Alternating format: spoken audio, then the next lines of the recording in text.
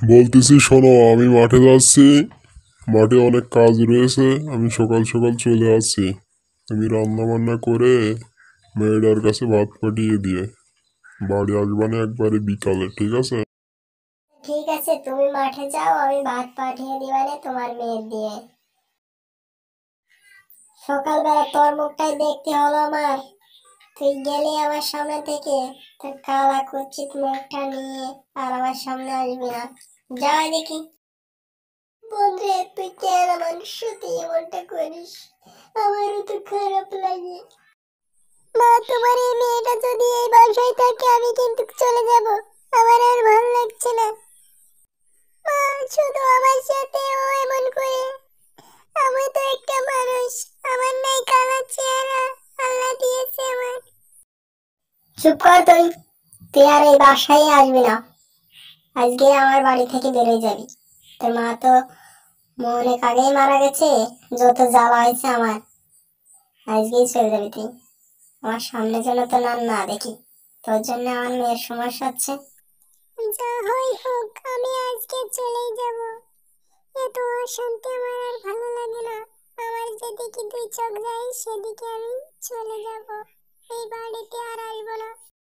টিনা কাঁদতে কাঁদতে জঙ্গলের ভিতরে চলে আসে। গভীর ঘন জঙ্গলের ভিতরে চলে আসে। ভয়ানক একটা জঙ্গলের ভিতরে কাঁদতে কাঁদতে চলে আসে। তোমার কি আমি বলেছি মাঠে আসতে ভাত নিয়ে? তোমার মেয়ের দিয়ে ভাত পাঠাই দিলেই তো হয়তো। তুমি আসছো মাঠে ভাত নিয়ে, তোমার মেয়ে কোথায়?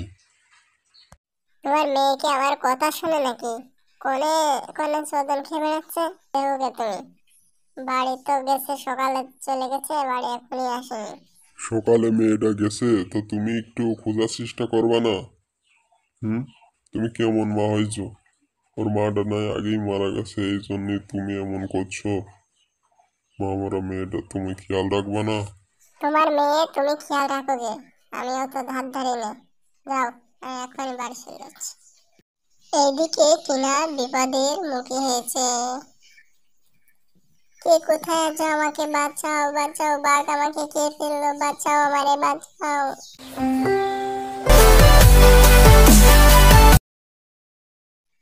তুমি ভয় পেও না, আমি তোমার কোনো ক্ষতি করব না। তোমার কোনো সমস্যা হবে না আমি থাকতে। তুমি কি চাও বলো, তুমি যা চাও তাই পাবে। তোমার সব দুঃখ আমি, কষ্ট সব ভুলিয়ে দেব।